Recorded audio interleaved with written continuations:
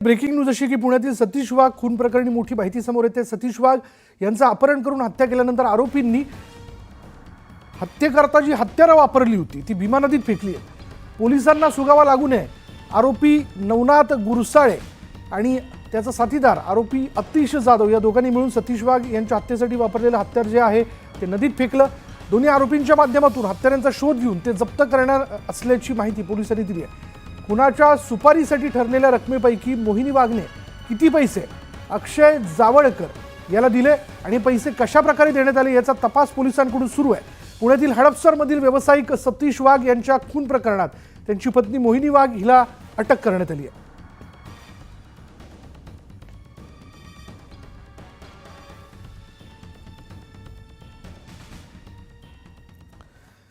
तर कल्याण घटनेप्रकरणी ठाकरे गट आक्रमक झालेल्या ठाकरे गटाचे पदाधिकारी आणि कार्यकर्त्यांनी शिवसेना पूर्व मध्यवर्ती शाखेपासून पोलीस ठाण्यापर्यंत निषेध मोर्चा काढला। मोर्चा दरम्यान जोरदार घोषणाबाजी करण्यात आली। तसंच परिसरात सीसीटीव्ही लावण्यात यावे आणि मनोरुग्णाचे सर्टिफिकेट दाखवत न्यायालयातून सुटणाऱ्या आरोपीच्या सर्टिफिकेटबाबत चौकशी करावी। त्याचप्रमाणे त्यांना सर्टिफिकेट दिलेल्या डॉक्टरांची देखील चौकशी करावी असं निवेदन पोलिसांनी दिलं।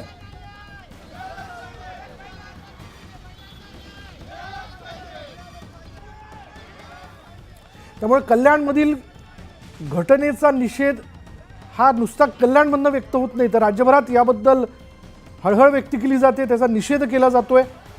पण आता कल्याणमध्ये ठाकरे गटाकडून निषेध मोर्चा काढण्यात आलेला होता। यावेळी आरोपीला फाशीची शिक्षा देण्यात यावी, शिवाय या आरोपीला मनोरुग्ण असल्याचं सर्टिफिकेट देणाऱ्या डॉक्टरची देखील चौकशी करण्यात यावी।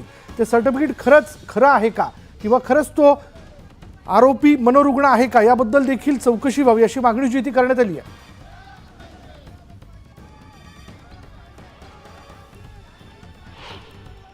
डॉक्टरांकडनं अशा काही विशेष लोकांनी सर्टिफिकेट घेतलेले आहेत, त्या डॉक्टरांवर पण सरकारच्या माध्यमातून प्रशासनाच्या माध्यमातून कारवाई व्हावी अशी विनंती देखील आम्ही इथे केलेली आहे।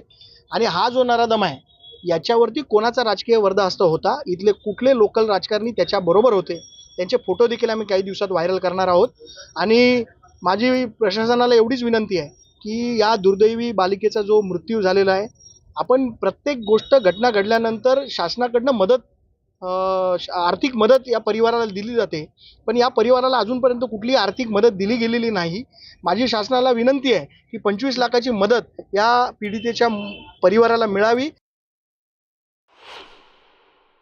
या प्रवृत्तीचा आम्ही निषेध करतो। पोलीस प्रशासनाने चांगलं काम केलं, तात्काळ चिताबीनं त्या आरोपीला अटक केलेली आहे म्हणून त्यांचं कौतुक करतो।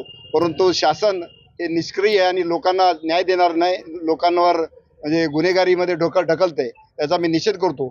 आणि आज निवेदन देताना यापुढे अशा घटना घडणार नाहीत यासाठी सीसीटीव्ही जे महानगरपालिकेने प्रस्ताव केले, आमच्या दीपेश म्हात्रे या ठिकाणी सभापती असताना तो तात्काळ या ठिकाणी लावा, जेणेकरून डिटेक्शन लवकर होईल किंवा गुन्हेगारांचे अड्डे उद्ध्वस्त करा